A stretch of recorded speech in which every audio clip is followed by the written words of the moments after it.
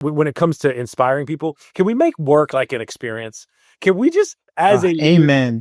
can we create an experience and an environment where people really feel the magic? So that's what I'm talking about. Connect, strive for self-mastery, serve, engage, coach, and inspire as often as we can in that order.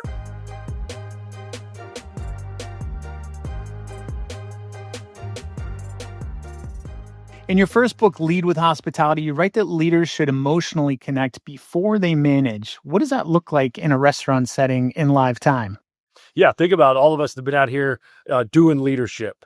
Or if you've been out here being led by certain leaders and bosses and managers or supervisors. I bet you're a lot like me, where you got the leadership position and you were so excited to get in there that you started coaching and inspiring people right off the bat before you successfully connected with them on a human level, before you serve them, before asking them to serve you or anyone else. And what happens is usually our messages can fall flat. So that's what I mean is we've got to connect first and then lead. And what are some ways that you would suggest doing that for the average, let's say, manager or GM or something like that?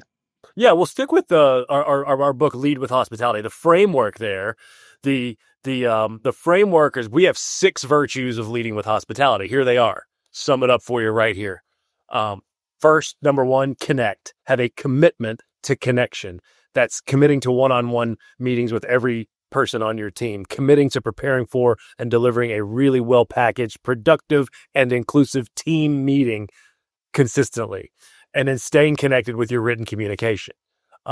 Number 2 is striving for self-mastery. So this is my way of saying work on yourself along the way. So emotional intelligence, there's 4 components: self-awareness, self-management, social awareness. You put those 3 together and you get relationship management.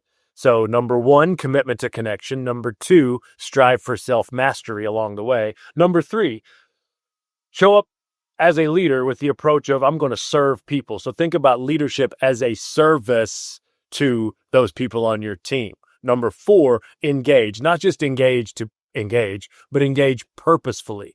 Things like engage generously. So give your time, give your talent, whatever your gifts are, just give them to people, give it away, and then give your heart. So when we engage with those things in the forefront of our mind, everything starts to change. Number 1, commitment to connection. 2, strive for self-mastery. 3, leadership as a service to other. Number 4, engage purposefully. And number 5 and 6. Number 5 is coach. Coach with grace, grit, and intention. If we've done it as best we can with the first 4, then in theory, we've connected on a human level. Now they know we're coming from a place of help, not hurt. So potentially, and in theory, and what I believe to be true and what I've seen in action in real life out here, is that when we get around to having to hold people accountable, when we get around to having to coach and give them feedback, if we've successfully connected and served first, they will be more open to receiving that feedback and then even more open to putting it into action.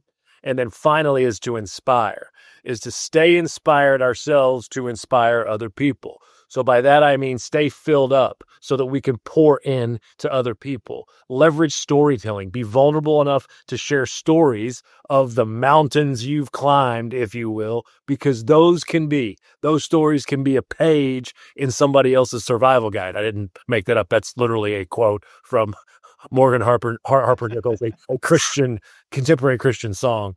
And then finally, when it comes to inspiring people, can we make work like an experience? Can we just, as a leader, Amen.